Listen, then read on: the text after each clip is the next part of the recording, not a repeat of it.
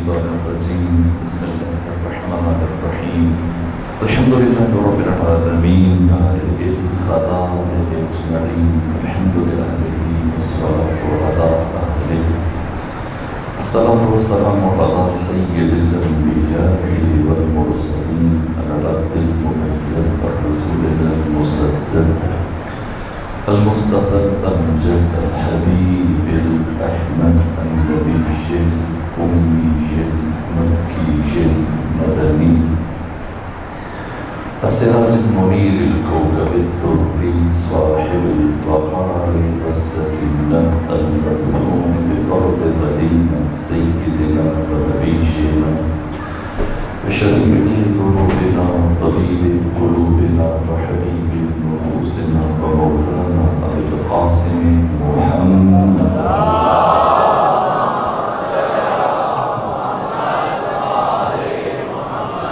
وأهل بيته الأطيبين الأطهرين الأنجبين المعصومين المظلومين ورحمة الله على أحبابهم وأصحابهم وشيبتهم ومحبيهم ومواليهم أجمعين ورحمة الله على أعدائهم ومنكر فضائلهم وغاصبي حقوقهم من جوع عذابتهم إلى الآن ومن الآن إلى قيام يوم الدين وبعد يوم الدين أما بعد فقد قال حسين بن علي عليه آلاف التحية والثناء إني لم أخرج عشرا ولا قتلا ولا مفسدا ولا ظالما بل خرجت لطلب الإصلاح في أمة جدي رسول الله وأريد أن أأمر بالمعروف وأنهى عن المنكر وأسير بسيرة جدي رسول الله وأبي أمير المؤمنين صلوات الله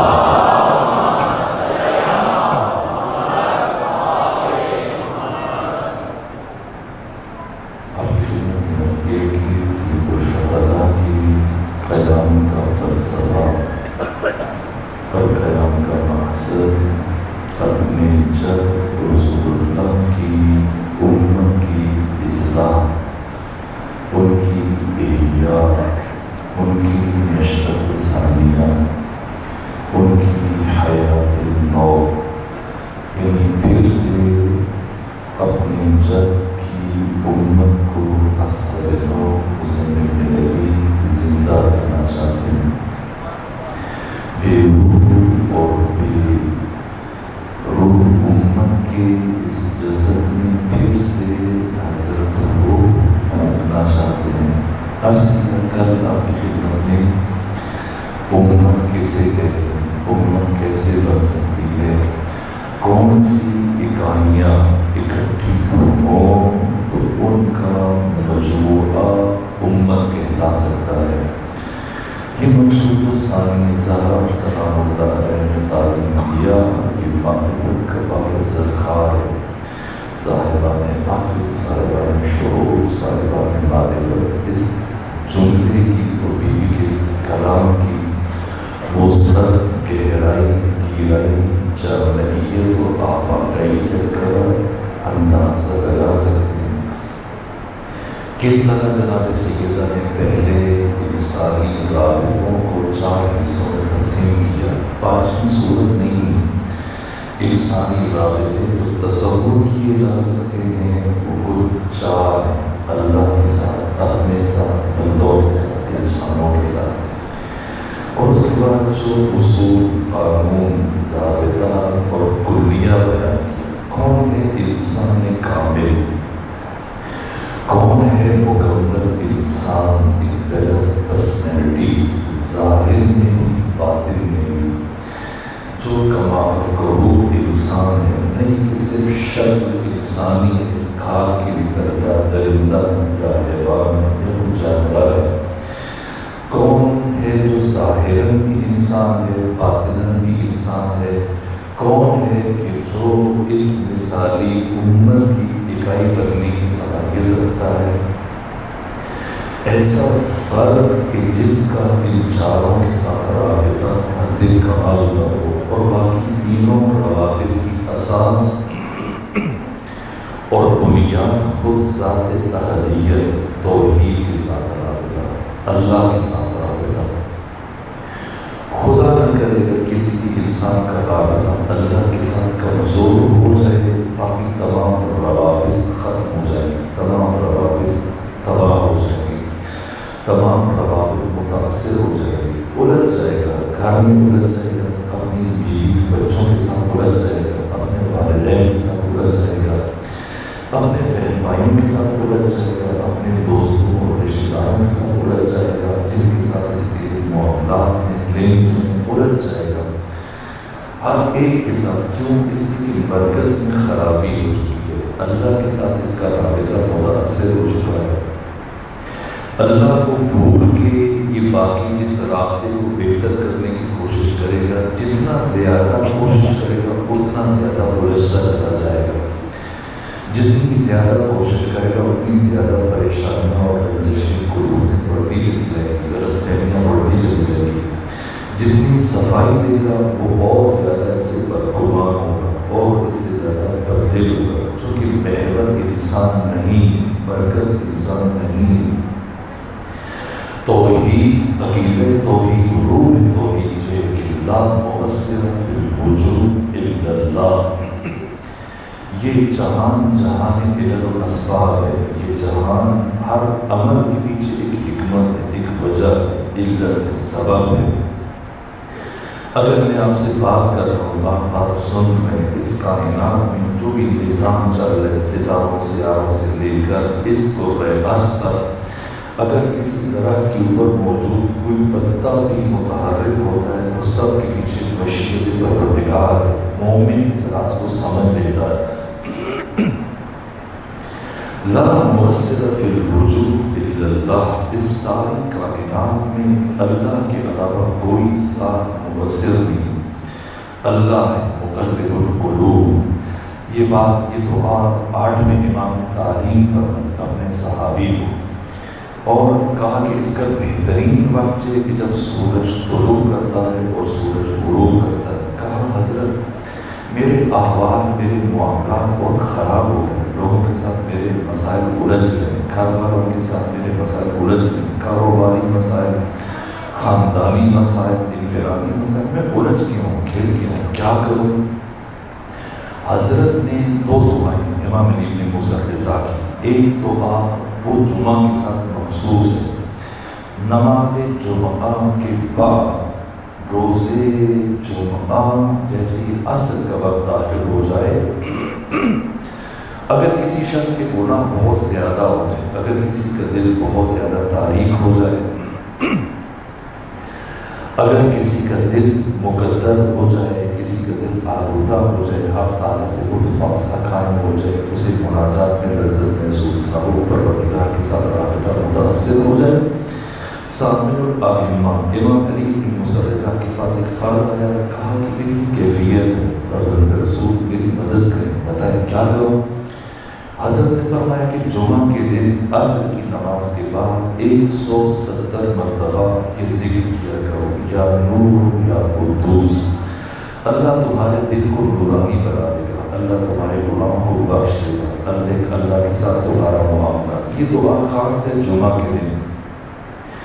دوسری جو اہم ترین دعا، یہ بھی 8ویں امام سے، کسی نے پوچھا حضرت میرے معاملات الجھ گئے، لوگوں کے ساتھ، گھر والوں کے ساتھ، ہر چیز میں میرے مسائل الجھے ہوں، خود کے ساتھ الجھا ہوں، ایک جرم کسی کیفیت میں، ایک دیوانگی کی کیفیت میں، آپ دعا کریں میری کیفیت بدل جائے، یا مجھے دعا تعلیم دے۔ حضرت نے فرمایا جب سورج طلوع کر رہا ہو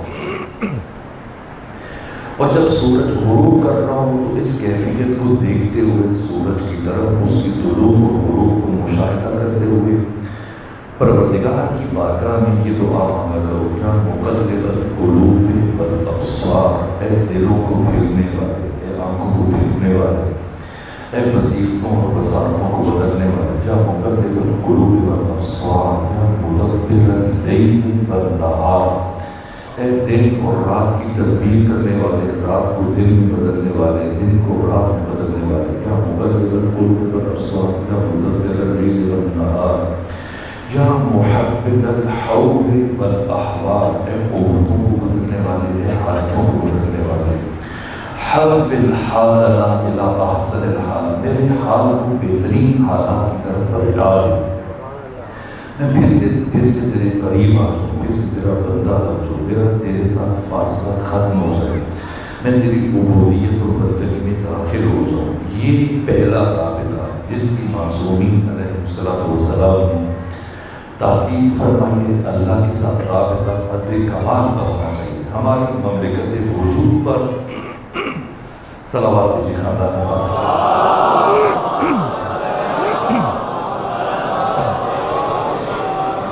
ہمارے مملکت وجود پر صرف اور صرف حق تعالیٰ کی حاکمیت ہونی چاہیے، اللہ کی حکومت ہونی چاہیے۔ یہ عبودیت، یہ بندگی ہمارے دل و دماغ پر، ہمارے وجدان پر، ہمارے ہر عمل میں اصلاً سرے سے ریا شرک ہے۔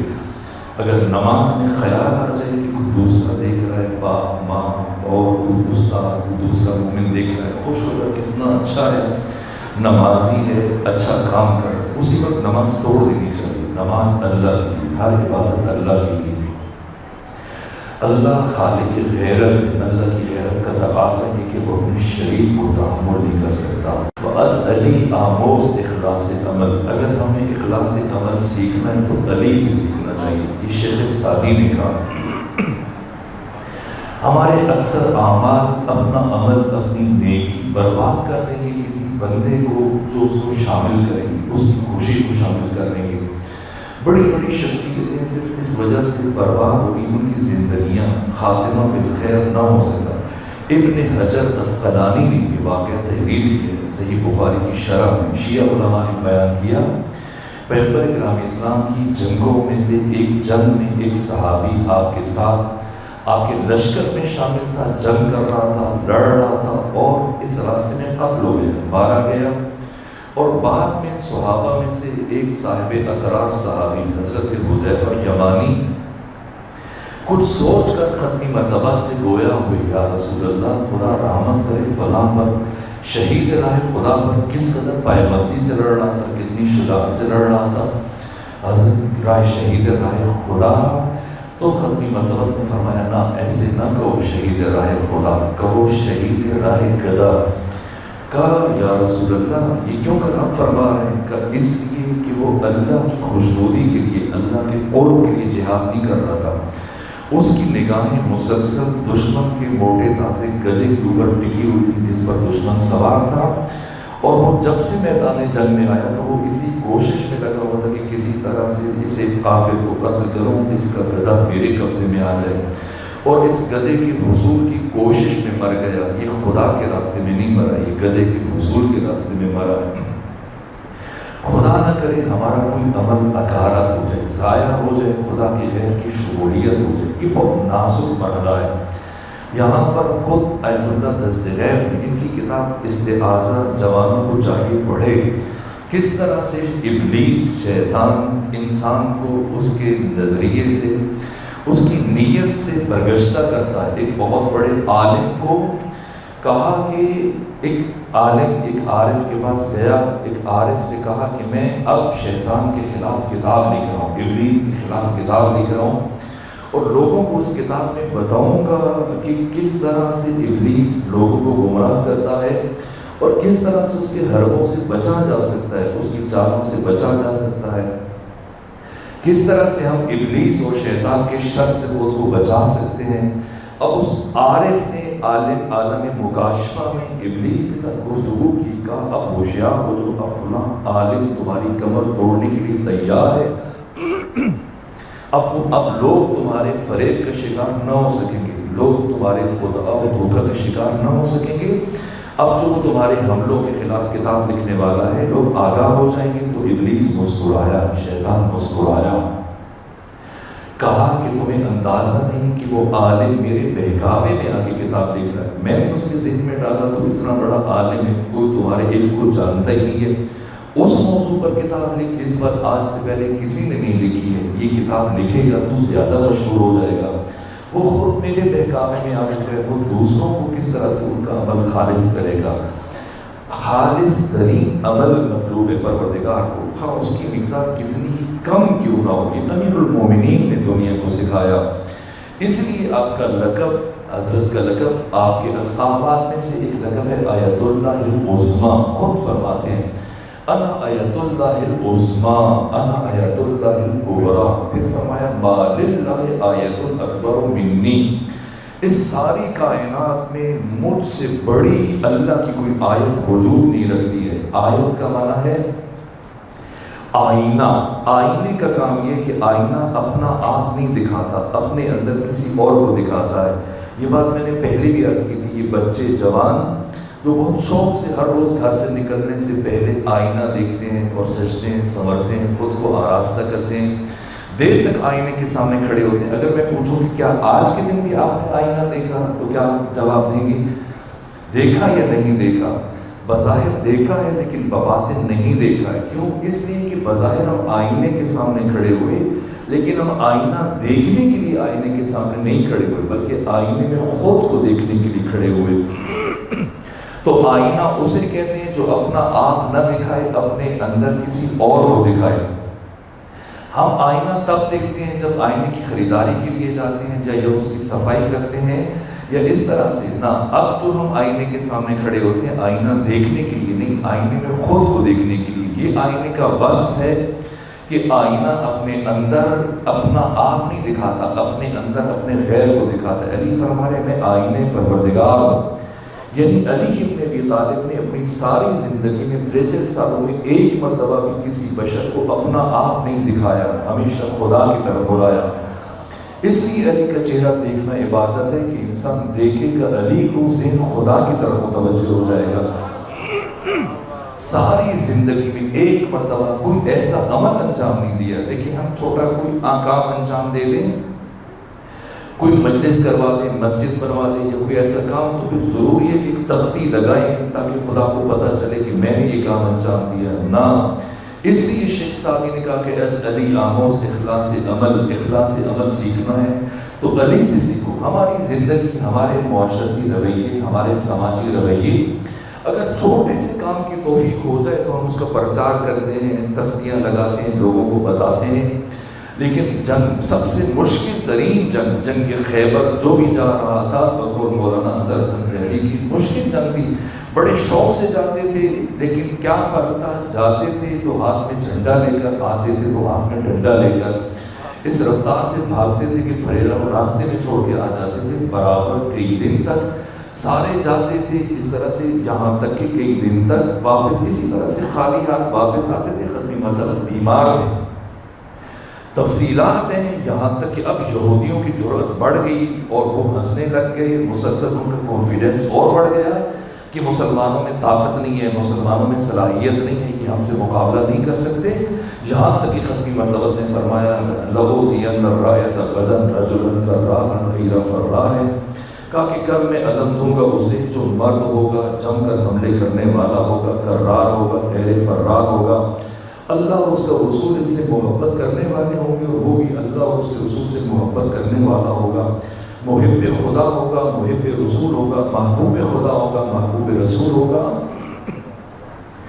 شرکاء نے مسلسل 1600 افراد نے ساری رات جاگ کر گزاری کہ شاید کل علم ہمیں مل جائے. لیکن دوسرے دن مولے متقیان جب گئے، مقداد بن اسود رسول اسلام کا وہ صحابی کہ جس سے متعلق ختمی مرتبہ نے فرمایا کہ مقداد بن اسود میرے تمام صحابہ کے درمیان وہی حیثیت رکھتا ہے کہ جو حروف تہجی کے درمیان الف کی ہوتی ہے.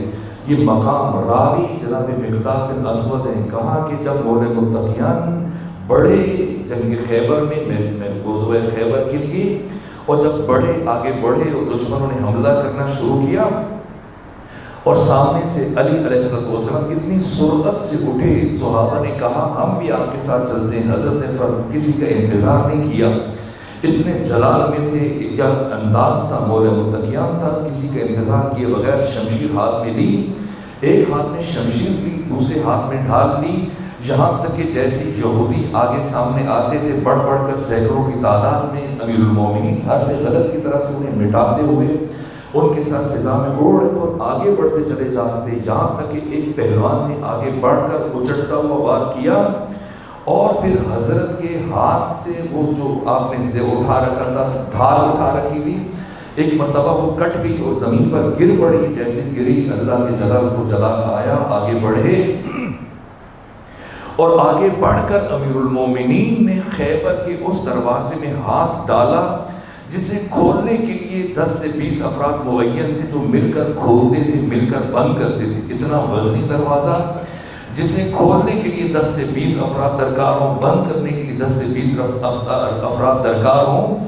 علی ابن ابی طالب نے اس انداز سے جب آگے بڑھے، اس دروازے میں ہاتھ ڈالا اور جس طرح سے اس دروازے کو ایک مرتبہ جھٹکا دیا، تو خود راوی کہتا ہے، خود شہودی کہتے ہیں، کیونکہ دروازہ دیوار کے اندر نصب تھا، جڑا ہوا تھا، ایسے لگ رہا تھا کہ پورے قلعے کے اندر زلزلہ آ رہا تھا۔ حضرت نے ایک جنبش دست سے دروازہ اکھاڑا اور اکھاڑنے کے بعد امیر المومنین نے اس دروازے کو فضا میں اچھالا اور اچھالنے کے بعد جب پیچھے صحابہ کرام پہنچے تو کیا انداز ہے، علی اعتراض کرتے تھے، کہتے دیکھو کیسے دروازہ میں نے اکھاڑا ہے، لیکن نہ، اس لیے شیخ ساقی نے کہا از علی آموز اخلاص عمل، جیسے دروازہ اکھاڑا دم بہت یہودی سناٹے میں کائنات کے شجاع ترین انسان کی شجاعت کو دیکھ رہے ہیں، مسلمان جمع ہو چکے ہیں، یہودی جمع ہو چکے ہیں، سب دم بخود ہیں، اتنا وزنی دروازہ جسے 10 سے 20 افراد مل کے کھولتے ہو اور مل کے بند کرتے ہو، ایک جنبش دست سے علی نے اکھاڑ بھی لیا، فضا میں اچھال بھی دیا، لیکن اچھالنے کے بعد یہ جملہ زبان پر جاری ہوا کہ یہ دروازہ علی نے اپنی طاقت سے نہیں اکھاڑا، یہ تو اس کی دی ہوئی طاقت تھی، یہ اخلاص علی ہے، اس لیے علی آیت اللہ العظمیٰ ہے، اس لیے علی آیت اللہ الکبریٰ ہے، اس لیے علی آئینہ پروردگار ہے، اس لیے کہ جب کوئی علی کو دیکھے گا ہمیشہ اس کا ذہن خدا کی طرف منتقل ہوگا۔ حیران مولا متقیان ام المومنین عائشہ روایت کرتی ہے کہ جنگ خیبر سے پہلے کبھی مسلمانوں کو پیٹ بھر کر کھانا نصیب نہیں ہوا تھا، پہلی مرتبہ جنگ خیبر کی فتح کے بعد اتنا مال غنیمت آیا اور اس قدر کھجوریں آئیں کہ ہم نے پیٹ بھر کے کھانا نہیں کھایا، اور مولانا مولانا مودودی نے لکھا کہ اتنا زیادہ سونا مال غنیمت میں صحابہ کرام کو ملا کہ مسلمانوں کے بچے وہ سونے کی ڈلیاں اٹھا کر مدینے کی گلیوں میں آ گئے اور مدینے کی گلیوں میں سونے کی ڈلیوں سے کھیل رہے تھے، لیکن عجیب کیفیت تھی کہ فاتح خیبر کے گھر میں اس دن بھی فاقہ چل رہا تھا۔ کیوں فاقہ چل رہا تھا؟ یہ علی ہے، واقعا انسان حیران ہو جاتا ہے۔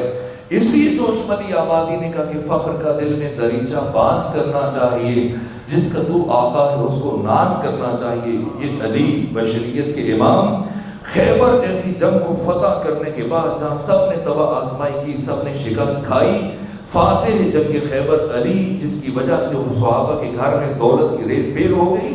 اس جنگ میں راوی کہتا ہے کہ علی علیہ السلام کے حصے میں سونے کی تاروں سے بنی ہوئی ایک چادر آئی، بہت خوبصورت تھی، بہت بڑی چادر تھی، بہت قیمتی اور انمول چادر تھی، یہ ان کے سالار کی خاص چادر تھی جو مولا متقیان کے حصے میں آئی۔ ختمی مرتبت نے جب مال غنیمت کو تقسیم کیا، باقی افراد کو دوسری چیزیں دیں، اور یہ قیمتی ترین چادر امیر المومنین کو دی جو سونے کی تاروں سے بنی ہوئی تھی، بہت خوبصورت تھی، دیکھنے والوں کی آنکھیں خیرہ ہو جاتی تھی۔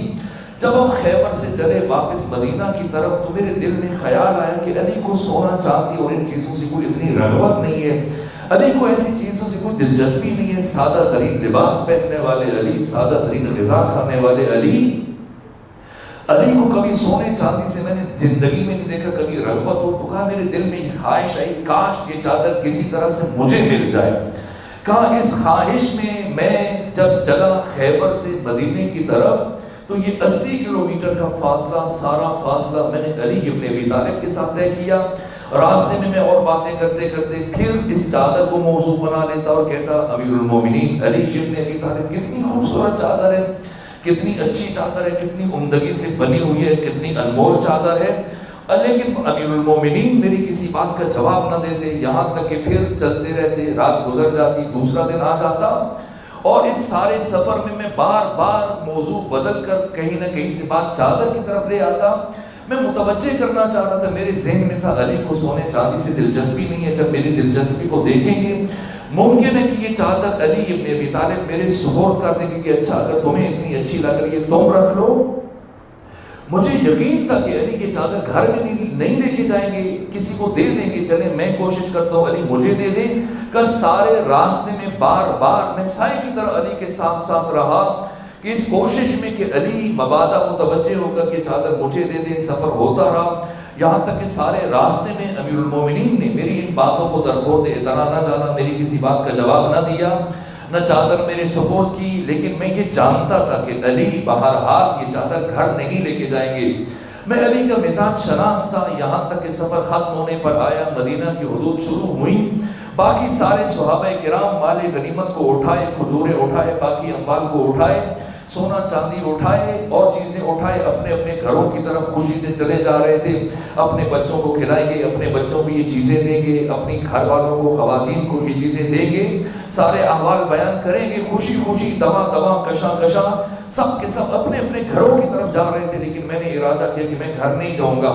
علی نے سارے راستے اگر مجھے چادر نہیں دی تو یہ مجھے بھی انداز ہے کہ علی گھر نہیں لے کے جائیں گے، دیکھتا ہوں علی اس چادر کے ساتھ کیا کریں گے۔ کہ میں علی کے پیچھے پیچھے چلتا رہا، یہاں تک کہ میں نے دیکھا جب علی مدینے میں پہنچے باقی سارے مسلمان صحابہ کرام اپنے اپنے گھروں کی طرف چلے گئے، لیکن علی ابن ابی طالب اپنے گھر جانے کے بجائے ایک اس مقام پر آئے جہاں ختم مرتبت نے عبداللہ بن مسعود کو معین کر رکھا تھا۔ پچھلی جنگوں میں یتیم ہو جانے والے صحابہ کرام کے وہ بچے جن کے باپ مارے گئے، جن کے بڑے مارے گئے جنگوں میں، ان یتیموں کی کفالت کے لیے ختم مرتبت نے ایک مقام مخصوص کر رکھا تھا، ان کی سرپرستی اپنے صحابی عبداللہ ابن مسعود کے سپرد کر رکھی تھی۔ کہا علی ابن ابی طالب جیسی مدینہ میں داخل ہوئے، بڑھتے بڑھتے اسی گلی میں داخل ہوئے، میں کسی حد تک متوجہ ہوا اور پھر میرا شک یقین میں بدل گیا۔ جب علی ابن ابی طالب نے اس دارالایتام پہ پہنچے، تک الباب کیا، دستک دی، دروازہ کھلا، امیر المومنین نے وہ چادر اس کے مسئول کے سپرد کی، صحابی کے سپرد کی، جسے عبداللہ بن مسعود اپنا نائب بنا کے گئے تھے۔ کہا کہ ان بچوں کے لباس اور پوشاک کا انتظام کرنا، انہیں اچھا اور بہتر کھانا کھلانا۔ قیمتی ترین چادر دینے کے بعد، راہ خدا میں ایثار کرنے کے بعد، اب علی خالی ہاتھوں کو جھاڑ کے اپنے گھر کی طرف چل پڑے، اور دروازے پر نبی زادی شدت سے علی کا انتظار کر رہی تھی۔ جیسی علی پہنچے دروازہ کھلا، نبی زادی نے پوچھا اے امیر المومنین میں شور سن رہی ہوں، مدینے میں بہت آوازیں بلند ہو رہی ہیں، کیا ہوا؟ مجھے جنگ کے احوال بتائیں۔ کہ میں کھڑے ہو کر سن رہا تھا۔ علی ابن ابی طالب کہہ سکتے تھے کہ ہاں میں نے اس طرح سے کافر کو قتل کیا، اس طرح سے مرہب کو مارا، اس طرح سے انتر کو مارا، اس طرح سے میں نے در خیبر کو اکھاڑا تھا، اس طرح سے میں نے اسے فضا میں بلند کر دیا تھا۔ کہا لیکن اللہ نے اخلاص سے علی ابن ابی طالب نہ جنگ کا کوئی احوال بتایا، نہ خیبر کے در کا اکھاڑنا بتایا، نہ قتل مرہب و انتر بتایا، بس تلوار نبی زادی کے ہاتھ میں دیتے ہوئے آگے بڑھے۔ اتنا کہا اے نبی زادی، اللہ کا وعدہ پورا ہو گیا، آپ کے بابا محمد مصطفیٰ سرخرو ہو گئے۔ اور اس کے بعد علی کا سر سجدے میں تھا اور مسلسل پروردگار کا شکر ادا کر رہے تھے۔ اس دن بھی علی کے گھر میں فاقہ تھا۔ یہ علی، یہ اخلاص عمل امیر المومنین سے سیکھنا ہے۔ بالخصوص اپنی عبادات میں سب سے پہلے اللہ کی معرفت، اللہ سے محبت، اللہ کے ساتھ اس عبادت میں توجہ۔ یہ خاندان اہل بیت سے میں پتہ چلے کہ بہرحال اہم ترین پہلو میں سب سے گریز کروں، وقت ختم ہو چکا۔ ہم عبادت کے نام پر کبھی کبھی آیت اللہ تقی مصباح یزدی مسجد جمکران میں قوم میں خطاب کر رہے تھے، ایک بات ان کی وہ ضروری سمجھنا عرض کروں، وہ اپنے خطاب میں فرما رہے تھے کہ کبھی کبھی ہم عبادت کے نام پر، نماز کے نام پر اللہ سے مذاق کرتے ہیں، نماز کے لیے کھڑے ہوتے ہیں، اپنے پروردگار کے ساتھ مذاق کرتے ہیں، جائے نماز پر کھڑے ہوئے، مثلا اگر فرض کر لیجئے کہ میں نے یہ سامنے جوان ہے، میں نے آواز دوں، نام لے کے آواز دوں اور یہ میری طرف متوجہ ہو جائیں کہ بتائیں کیا کہنا چاہ رہے ہیں، لیکن میں ان سے بات کرنے کے بجائے اپنے عزیز بھائی ہمارے مرثیہ خان جو بہترین انداز میں ہر روز کاشف بھائی مرثیہ پڑھتے ہیں، ان کی طرف دیکھنا شروع کر دوں اور انہیں نظر انداز کر دوں، تو وہ کیا سوچیں گے میرے بارے میں؟ اگر بات نہیں کرنی تھی تو کیوں بلایا؟ ہم نماز میں کھڑے ہوتے ہیں، آیت اللہ تقی مصباح یزدی فرماتے ہیں ادھر نماز کے لیے کھڑے ہوئے کہتے ہیں ثنا پڑھتے ہیں نماز سے پہلے، تاکید ہے، مستحب ہے، پڑھی جائے الحمد سے پہلے، انی وجہت وجہی للذی فطر السماوات والارض، اے بادشاہوں کے بادشاہ، احکم الحاکمین، رب الارباب، ایک نگاہ کرم مجھ پر ڈال دے، میں تیرا نیاز مند بندہ، محتاج بندہ تیری بارگاہ میں حاضر ہوا ہوں، تجھ سے ہم کلام ہونا چاہتا ہوں، تجھ سے گفتگو کرنا چاہتا ہوں، ایک نگاہ لطف و کرم میری طرف ڈال دے۔ اور وہ خدائے بے نیاز، خدائے صمد اس بندے کی طرف نگاہ رحمت اٹھاتا ہے، کہتے ہیں بتا میرے بندے کیا کہنا چاہتے ہیں۔ وہ بندہ کبھی کان میں انگلی ڈال رہا ہے، کبھی بالوں سے کھیل رہا ہے، کبھی کپڑوں سے کھیل رہا ہے، کہ یہ بارگاہ احدیت میں مذاق نہیں ہے، نہ اللہ کا نام لے انتہائی ادب کے ساتھ، معصومین کا نام لے انتہائی ادب کے ساتھ، امیر المومنین کا نام لے، نہ عادت کے طور پہ نہیں لینا چاہیے، عبادت کے طور پہ لینا چاہیے۔ عادتاً نہ کہ انسان مثلا چل رہا ہے، راستہ چلتے ہوئے بے ساختہ زبان سے کہا یا علی، یا علی کہے، پورے وجود سے کہے، پورے دل و دماغ سے کہے، پوری توجہ سے کہے، پورے خلوص سے یہ لفظ، وہ لفظ کہ جو ملائکہ خدا، انبیاء خدا بھی ادب سے لیتے ہیں، جس نام کا ادب خود ختمی مرتبہ نے اپنی زندگی میں بار بار تعلیم دیا، یہ نام کائنات کا مقدس ترین نام، وہ نام کہ خود ختمی مرتبہ عجیب ہے۔ اس روایت کو علامہ جلالالدین سیوطی نے بیان کیا کہ ختمی مرتبہ اپنی دعاؤں کی استجابت کے لیے اپنی دعاؤں میں امیر المومنین کا واسطہ دیتے تھے، اور یہ بات بہت ساروں کو ناگوار گزرتی تھی، کوئی بھی حاجت مند، کوئی بھی مصیبت میں گرفتار، کوئی بھی سوالی آ جاتا، علامہ جلالالدین سیوطی جن کی وفات 911 ہجری میں ہوئی، صاحب تفسیر در المنصور، وہ کہتے ہیں کہ ختمی مرتبہ کے پاس کوئی بھی حاجت مند، سوالی، مصیبت میں گرفتار فرد آتا، اللہ کے رسول میرے لیے دعا کیجئے، آپ کا انداز یہ تھا کہ ہاتھوں کو دعا کے لیے اٹھاتے اور ان لفظوں کے ساتھ دعا کرتے، اللہم ارحم علی فلان بحق علی، اے خدا تجھے علی ابن ابی طالب کی عزت و عظمت کا واسطہ تو اس شخص کی پریشانی کو دور فرما۔ انہوں نے لکھا کہ اس زمانے میں کچھ افراد ایسے تھے جنہیں یہ بات اچھی نہیں لگتی تھی، جب بھی کوئی آ جائے علی کا واسطہ، پھر ہم بھی موجود ہیں، کبھی کبھی پیغمبر اکرام اسلام کو دعا میں ہمارا بھی نام لے لینا چاہیے۔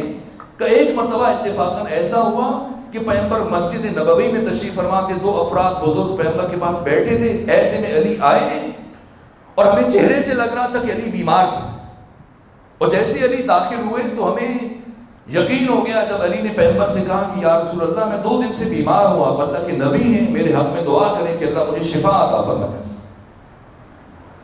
علامہ نے لکھا کہ جو پاس موجود 2 افراد بیٹھے تھے، ایک نے دوسرے کو کوہنی ماری کہ بہت اچھی بات ہے، پہلے تو کوئی آتا تھا پیغمبر علی کا واسطہ دیتے تھے، اور آج جب خود علی مشکل میں ہیں، خود بیمار ہیں، اور پیغمبر کے پاس یا تو بیٹھا یا میں بیٹھا ہوں، اور پیغمبر یا تمہارا نام لیں گے یا میرا نام لیں گے، تیسرا تو کوئی موجود نہیں ہے۔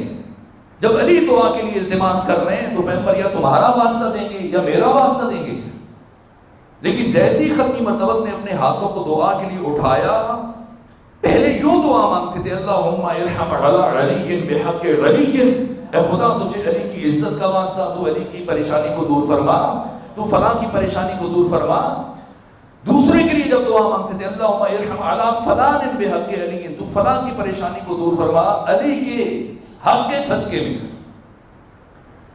کہا جب ہمیں اور میرا ساتھی بیٹھا تھا اور ختمی مرتبہ نے ہاتھ اٹھائے تو ہم خوش تھے کہ یا پیغمبر میرا نام لیں گے، اس کا نام لیں گے، لیکن جیسے ہی پیغمبر نے ہاتھ اٹھائے دعا مانگی ان لفظوں کے ساتھ، اللہم ارحم علی علی بحق علی، اے خدا تجھے علی ابن ابی طالب کی عزت کا واسطہ تو علی کی بیماری کو دور فرما۔ کہ بس اتنا سننا تھا، ان دونوں کے دلوں میں جو بغض تھا زبان پر آ گیا، چیخنے لگی یا رسول اللہ یہ کیا بات ہے، کوئی اور بیمار ہو جائے تو بھی علی کا واسطہ، آج علی بیمار ہے تو بھی علی کا واسطہ، کوئی اور مشکل میں ہو تو بھی علی کا واسطہ، آج علی مشکل میں تو بھی علی کا واسطہ، کوئی اور پریشان حال ہو تو بھی علی کا واسطہ، آج علی پریشانی میں تو بھی علی کا واسطہ۔ تو علامہ نے لکھا کہ صاحب خلق عظیم کے چہرے پر، رحمت للعالمین کے چہرے پر ایک مرتبہ جلال کے آثار نمایاں ہوئے، فرمایا خاموش ہو جاؤ، تمہیں کیا پتا، میں تو جب اپنے لیے دعا مانگتا ہوں تو بھی علی کا واسطہ دیتا ہوں۔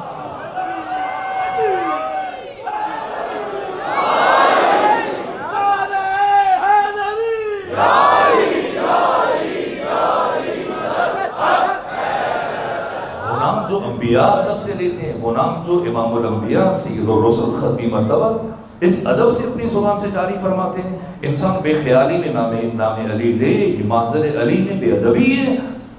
ایسے ہی چلتے ہوئے بس کہہ دیے یا علی، اور نجف سے علی متوجہ ہو گئے، بتاؤ میرے مومن کیا کہنا چاہتے ہو، اور یہ سگریٹ کا کش لگاتے ہوئے آگے بڑھ جائے. یہ محضر امیر المومنین میں بے ادبی ہے، محضر خدا میں بے ادبی ہے. یہ رابطہ حد کمال پر ہونا چاہیے اللہ کے ساتھ، ہماری مملکت وجود پر. اخلاص کی اگر اس اصل میں مثال دوں، بہت باتیں تھی جو کرنا چاہ رہا تھا لیکن وقت ختم ہوا. رہبر عظیم الشان سید علی خامنہئی چند سال پہلے جب زاہدان میں آئے تو سیستان، بلوچستان، زاہدان کے افراد نے ان کے پرتپاک استقبال کیا. کم از کم 1.5 کروڑ افراد اکٹھے ہوئے استقبال میں. اور نامہ نگار نے ان سے پوچھا، کہا کہ چند سال پہلے، انقلاب سے پہلے آپ اسی شہر میں آئے تھے اور ساواک کے افراد، ایجنسیز کے افراد آپ کو تلاش کر رہے تھے اور آپ چھپتے پھر رہے تھے، آپ کو جگہ نہیں مل رہی تھی اور وہ آپ کو ڈھونڈ رہے تھے، تلاش کر رہے تھے اور آپ پناہ تلاش کر رہے تھے. لیکن آج چند سال گزرنے کے بعد آج جب آپ زاہدان میں آئے تو کم از کم 1.5 کروڑ افراد نے آپ کا فقید المثال استقبال کیا. تو آج آپ کو کیسا لگ رہا ہے؟ کیا فرق محسوس کر رہے ہیں؟ کہ واللہ کوئی فرق محسوس نہیں کر رہا ہوں. اس دن بھی خدا کے لیے آیا تھا، آج بھی خدا کے لیے آیا. ہماری مملکت وجود پر صرف اور صرف حق تعالیٰ کی حاکمیت ہونی چاہیے. اللہ کے ساتھ یہ رابطہ حد کمال پر ہو، اولاد کے ساتھ یہ رابطہ حد کمال پر ہو. یہ ہماری ملکیت نہیں ہے، یہ ہمارے پاس اللہ کی امانت ہے. باقی رشتے ہیں، مجھے کچھ سوال بھی آئے تھے لیکن اب وقت نہیں بچا کہ میں عرض کر سکوں.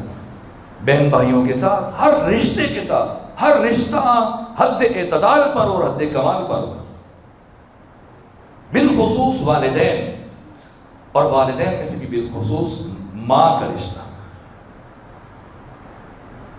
یہ جو ختمی مرتبہ نے فرمایا کہ الجنت تحت اقدام الامہات، جنت ماں کے قدموں کے نیچے ہے. واقعاً ایسا ہے، جنت کو اللہ نے ماں کے قدموں کے نیچے رکھا.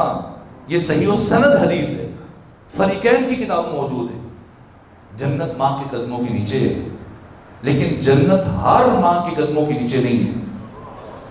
جنت صرف ایسی ماں کی قدموں کے نیچے ہے جو اپنی اولاد کو جنتی بنانے کی صلاحیت رکھتی ہیں. ورنہ آج بہت ساری مائیں اپنی اولادوں کو اور اپنی نسلوں کو جہنم کی طرف لے کے جا رہی ہیں.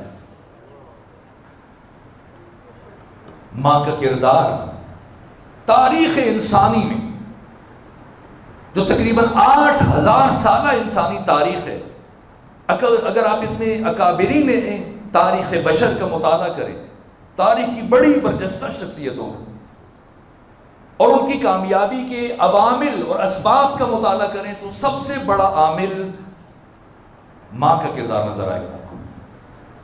یہ محققین نے، علماء نے، ماہرین نفسیات نے، معلمین اخلاق نے یہ گفتگو کی ہے کہ ہم انسان پیدا نہیں ہوئے، یہ بات روح قرآن ہے، ہم انسان پیدا نہیں ہوئے بلکہ ہم انسان بننے کے لیے پیدا ہوئے. اور انسان سازی کے 6 عوامل ہیں، 3 ہڈن، 3 اوپن، 3 عوامل خفی، 3 عوامل جلی. توفیق، دعا، توارث صفات، جینز، یہ عوامل خفی. اور 3 عوامل جلی، اوپن فیکٹرز، والدین، سماج، استاد. اور محققین نے لکھا ہے کہ ان 6 میں سب سے قوی ترین عامل جو حقیقی معنی میں انسان بنا سکتا ہے وہ والدین. اور والدین میں سے مؤثر ترین عامل ماں. یہ ماں انسان سازی کا کارخانہ ہے. یہ ماں انسان تراشتی ہے. بڑی بڑی شخصیتیں، چونکہ وقت ختم ہوا ورنہ کچھ مثالیں عرض کرتا جن پر تاریخ بشر کو ناز ہے. اگر ان کے کمال کا راز تلاش کرنا چاہیں تو پیچھے ایک ماں کا کردار نظر آئے گا. اور آج چونکہ مجھے ابھی مصطفیٰ بھائی نے کہا کہ وجود مبارک حضرت ابوالفضل عباس کا ذکر کروں، عباس کی عظمت کا راز کیا ہے؟ ایک عیسائی خاتون نے 450 صفحات پر مشتمل کتاب لکھی. علامہ تقی جعفری نے اپنی کتاب حسین ابن علی شہید فرہنگ پیشرو بشریت میں بھی یہ بات بیان کی. وہ یہ کہتے ہیں کہ وجود مبارک ابو الفضل عباس کسی گروہ کے ساتھ خاص نہیں. ابو الفضل عباس سرمائے بشریت. روح زمین پر جناب آدم کے بعد 6150 سال گزرنے کے بعد ختمی مرتبہ دنیا میں تشریف لائے، اور پھر آپ کے بعد یہ تقریباً 1500 سال کہہ لیجیے، 1000 سال جناب آدم کی زندگی. ان 8000 سالوں میں اس خاتون نے لکھا، عیسائی خاتون نے کہا کہ اب تک دنیا میں ان 8000 سالوں میں 21 تہذیبیں گزر چکی ہیں، 21 تمدن. اور ان دنیا کی 21 تہذیبوں میں مختلف ویلیوز ہیں، قدریں پائی جاتی ہیں. لیکن ضروری نہیں کہ ایک تہذیب نے اگر ایک قدر اور ویلیو کو اہمیت دی ہو اور سراہا ہو تو دوسری تہذیب نے آ کر اس قدر کو اسی مقام پہ رکھا ہو. نہ، ہر تہذیب میں ان قدروں میں فرق ہے درجے کے اعتبار سے. لیکن ایک قدر اور ایک ویلیو وہ ہے جسے ان 8000 سالوں میں ہر انسانی تہذیب نے سب سے زیادہ پسند کیا، اور اس قدر کا نام ہے وفا. اور اس کائنات میں وفا کی معراج کا نام ہے ابو الفضل عباس.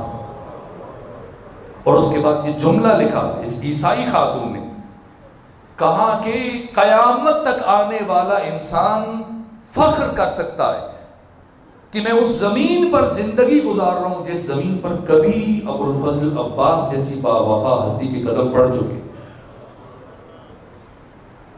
آج بعض لوگ کہتے ہیں علم لگانا چاہیے، علم نہیں لگانا چاہیے. ہمسایہ ملک ایک ہندو شاعر نے یہ کلام لکھا ہے، کہا ہے جہاں میں اس قدر مخمور غم عباس کا اور نقش سجدہ بن گیا ہے ہر قدم عباس کا.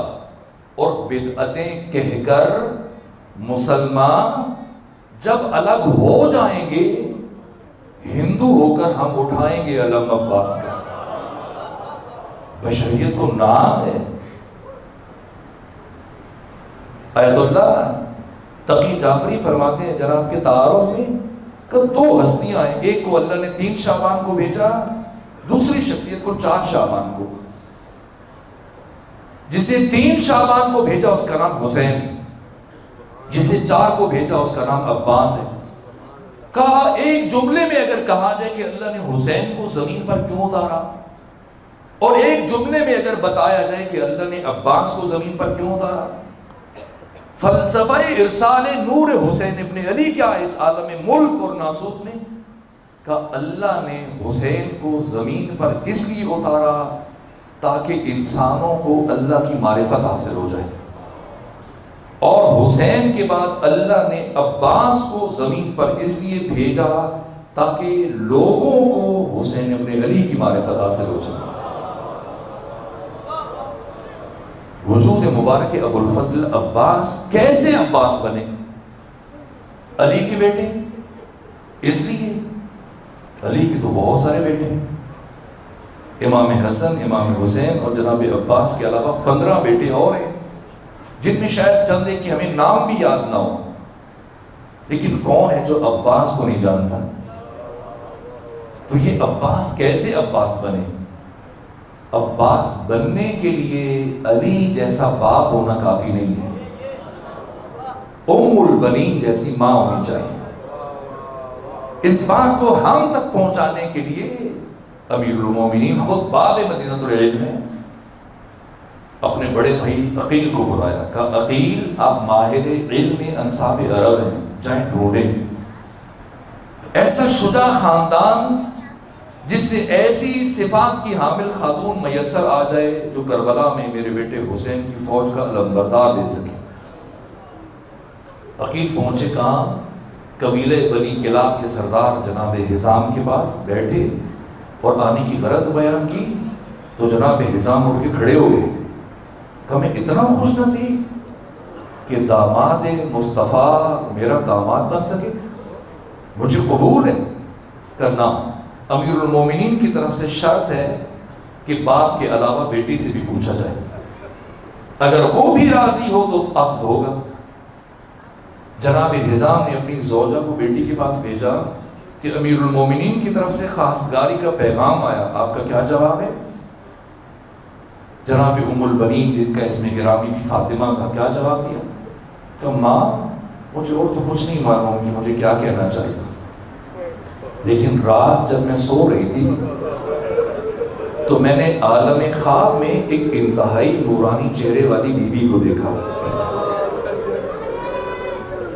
یا علی، جنہوں نے میری پیشانی کا بوسہ لیا اور مجھ سے کہا ام البنین مبارک ہو کہ عنقریب تم میرے بیٹے عباس کی ماں بننے والی۔ کس نے انتخاب کیا؟ پھر وہ دن آیا جس دن جناب ابو الفضل عباس دنیا میں تشریف لائے۔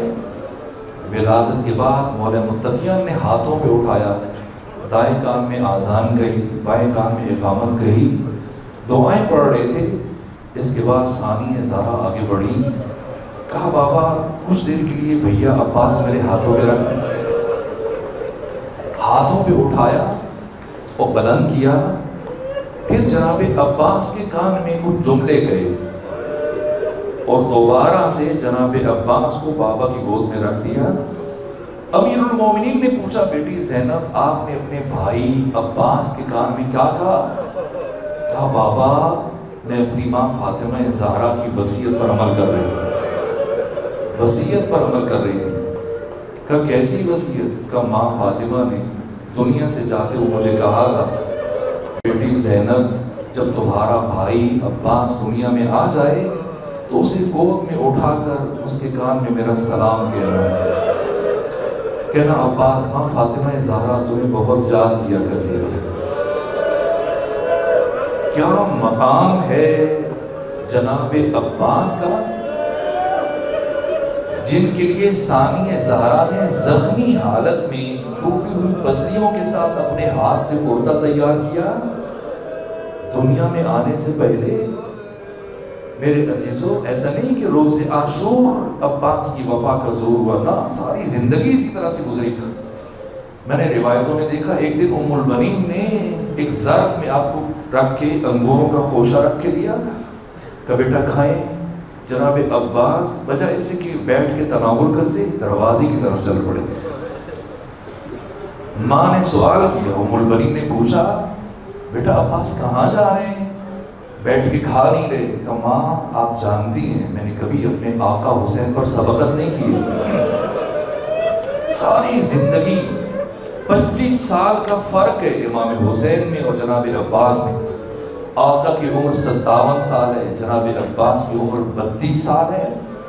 32 سالوں میں ایک مرتبہ بھی بھائی نے کہا، یا امام کا یا آقا کا، سید و سردار کا۔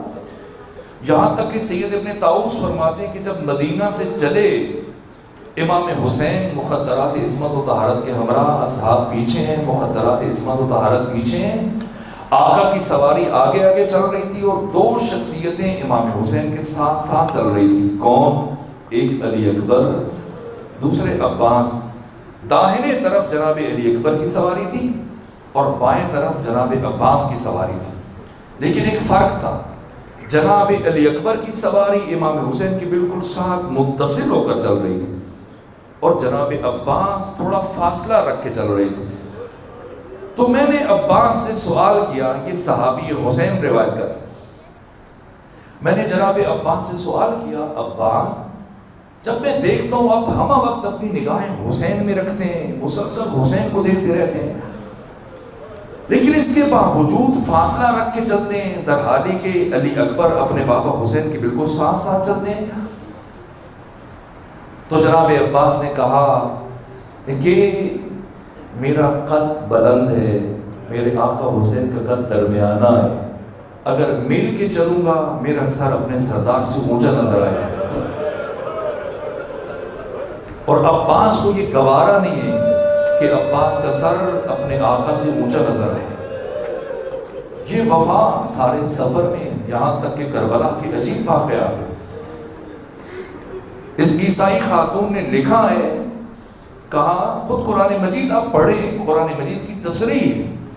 قرآن فرماتا ہے اگر تمہارے مقابلے میں ایک کافر ہے جاؤ جہاد کرو، اگر 2 آ جائے پھر بھی جہاد کرو، 3 آ جائیں پھر جہاد کرو، 4 5 6 7 8 9 10، قرآن نے تفصیل سے بیان کیا، 10 پہ پہنچ کے قرآن رکا، اور اس کے بعد قرآن نے فرمایا جب 10 افراد آ جائے مقابلے میں کافر تم سے جہاد ثابت ہو جائے گا، چونکہ یہ ہیتا ہے قدرت بشر سے خارج ہے کہ ایک وقت میں اکٹھے 10 افراد کے ساتھ مقابلہ کر سکے گا۔ 10 افراد کے ساتھ مقابلہ نہیں کر سکتا، یہ انسان کی قدرت سے خارج ہے۔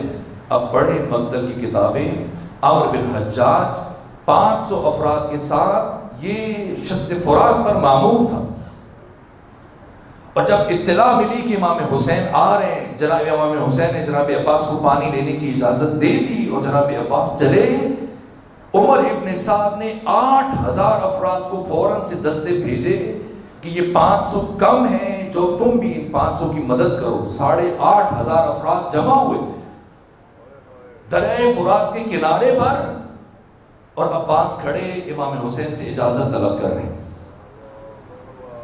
امام حسین کہہ دیں عباس بھلا یہ 8500 افراد ہیں، لیکن حسین عباس کی شجاعت کو جانتے تھے،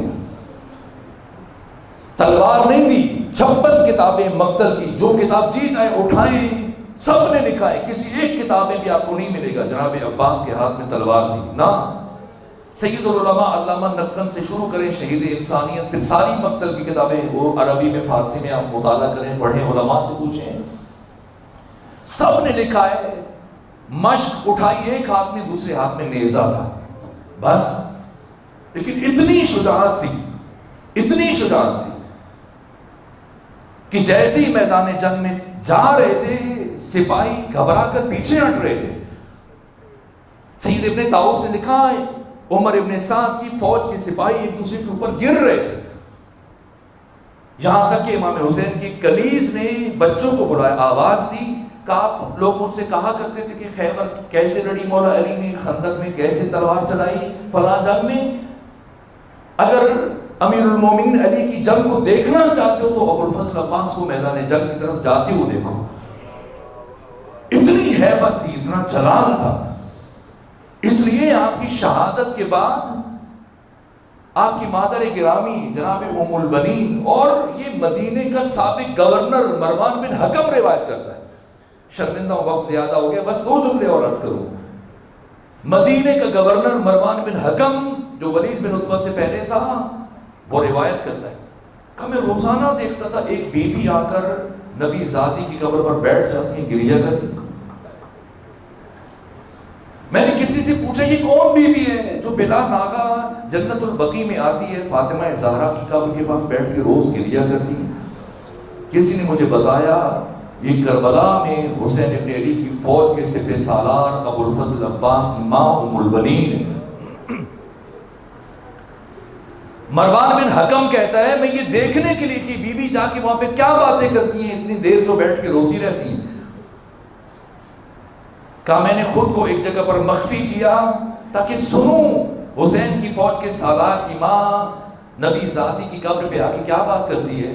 کہا میں نے سنا ام البنین کہہ رہی تھی اے نبی زادی مجھے یقین نہیں آتا میرا عباس مارا گیا، میں جانتی ہوں میرا عباس اتنا بڑا شجاع تھا، اگر پورا عرب اور حجاز مل کر بھی میرے بیٹے کے مقابلے میں آ جاتا میرے بیٹے کو قتل نہ کر سکتا، میرے دل کو تشفی نہیں ہوتی ہے، اطمینان نہیں ہوتا، مجھے یقین نہیں آتا میرا عباس مارا گیا۔ لیکن جب سنتی ہوں کہ کسی نے آپ کی پوتی سکینہ کے رخسار پر تماچے مارے، پھر جب سنتی ہوں کہ کسی نے آپ کی بیٹی زینب بنت علی کے ساتھ سے نیزوں کے ساتھ چادر کو اتارا، پھر یقین آ جاتا ہے ہاں شہید ہو گیا ہوگا، جبھی تو دشمن نے اتنی بڑی جسارت کر دی۔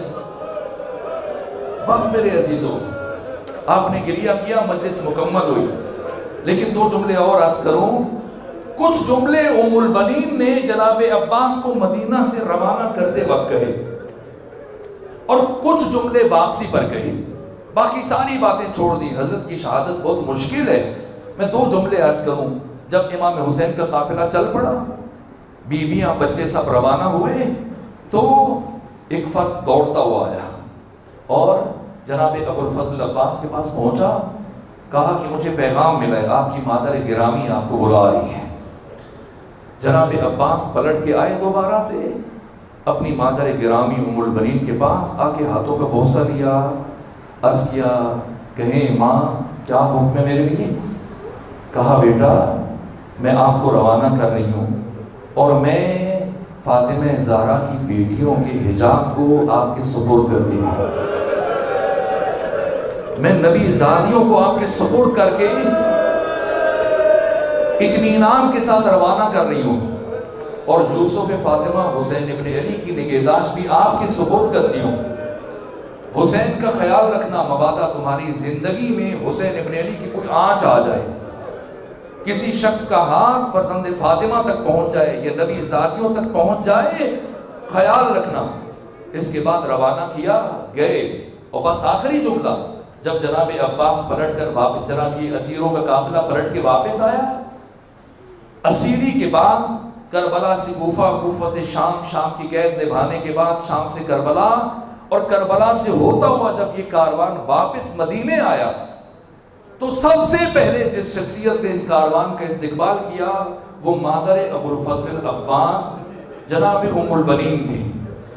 یہ وفا کا قرآن واقعہ نا جی، بی بی نے استقبال کیا، حالت یہ کمر خمیدہ ہے، اور اپنے پوتے فضل کی انگلی پکڑ کر سہارا لیتے ہوئے آگے بڑھی، اور آگے بڑھ کر سید سجاد کو سلام کرنے کے بعد سب سے پہلی بات جو پوچھی ام البنین نے کہ سید سجاد بتائیں میرا دل تڑپ رہا ہے، بس مجھے میرے ایک سوال کا جواب دے دیں، سید سجاد کیا کربلا میں میرے بیٹے عباس نے اپنے آقا حسین کے ساتھ وفا کی یا وفا نہیں کی؟ ایک مرتبہ سید سجاد زار زار رونے لگے، فرمایا ام البنین آپ نے وہ بات پوچھی جس نے میرے دل کو رلا دیا، کہ ام البنین ایک بات سنے پھر خود دیکھے کہ آپ کے بیٹے عباس کا میرے بابا حسین کی نگاہ میں کیا مقام تھا، کہ سید سجاد بتائیں۔ امام سجاد نے فرمایا ام البنین جب ہمیں اسیر کر کے کربلا سے شام کی طرف لے کے جا رہے تھے تو راستے میں عمر ابن سعد کی سواری میری سواری سے قریب چل رہی تھی، اور اثناء سفر میں عمر ابن سعد نے ایک مرتبہ میرے بابا کے قاتل شمر ابن ذوالجوشن کو بلایا، اور بلانے کے بعد اس نے میرے بابا کی شہادت کی کیفیت پوچھی۔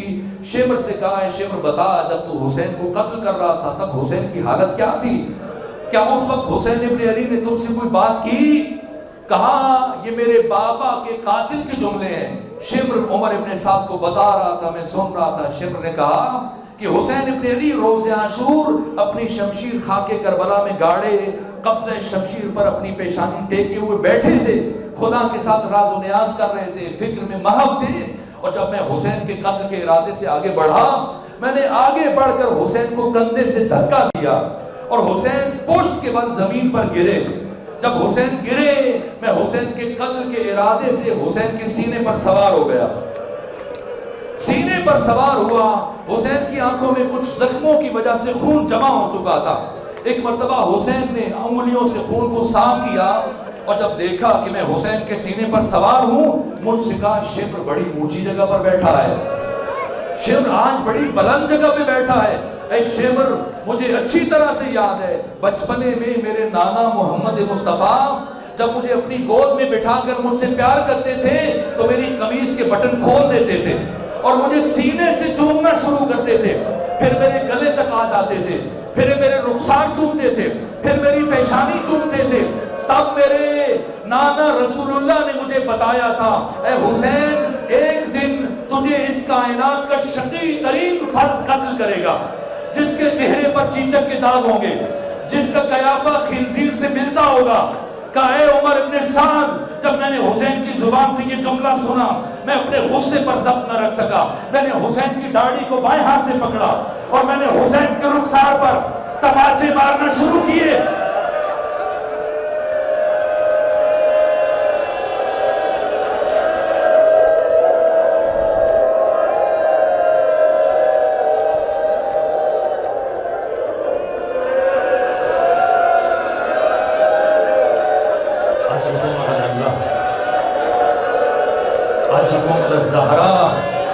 کہ میں نے حسین کی داڑھی کو بائیں ہاتھ سے پکڑا اور دائیں ہاتھ سے حسین کے رخسار پر تماچے مارنا شروع کیے۔ اسی اثناء میں حسین کی چھوٹی سی بچی دوڑتی ہوئی میدان کربلا میں پہنچ گئی اور اپنے باپ سے لپٹ گئی۔ میں نے اس بچی کو ہٹانے کی کوشش کی، بچی نہ ہٹی، پھر میں نے بچی کو ہٹایا۔ یہ میں بیان نہیں کر سکتا شمر نے اس بچی کو کیسے ہٹایا، لیکن عمر سعد کو بتایا کہ جتنی دیر میں نے اس بچی کو باپ سے الگ کیا، اتنی دیر میں حسین نے اپنی قوت کو جمع کیا، حسین نے اپنی قوت کو جمع کیا اور اپنا سر سجدے میں رکھ دیا۔ اور جب حسین نے سر سجدے میں رکھا تو حسین نے یہ ذکر پڑھنا شروع کیا، رضن بقضائک وتسلیما لامرک لا معبود سواک یا غیاث المستغیثین۔ کہ حسین نے یہ ذکر پڑھا، میں نے ضرب چلائی، حسین نے دوبارہ یہی ذکر پڑھا، رضن بقضائک وتسلیما لامرک لا معبود سواک یا غیاث المستغیثین۔ میں نے پھر ضرب چلائی، حسین نے پھر یہ ذکر پڑھا، میں ضربیں چلاتا رہا، حسین بار بار یہی ذکر پڑھتا رہا، یہاں تک کہ جب میں نے 13ویں ضرب چلائی اور حسین کے سر کو حسین کے تن سے جدا کیا اور اب میں نے حسین کے بالوں میں ہاتھ ڈالے اور حسین کا سر اٹھایا تو میں نے دیکھا کہ ابھی بھی حسین کے لب ہل رہے ہیں، میں نے سوچا اب حسین کون سا ذکر کر رہا ہے، لیکن حسین کی آواز نہیں تھی۔ میں اپنے کان حسین کے کٹے ہوئے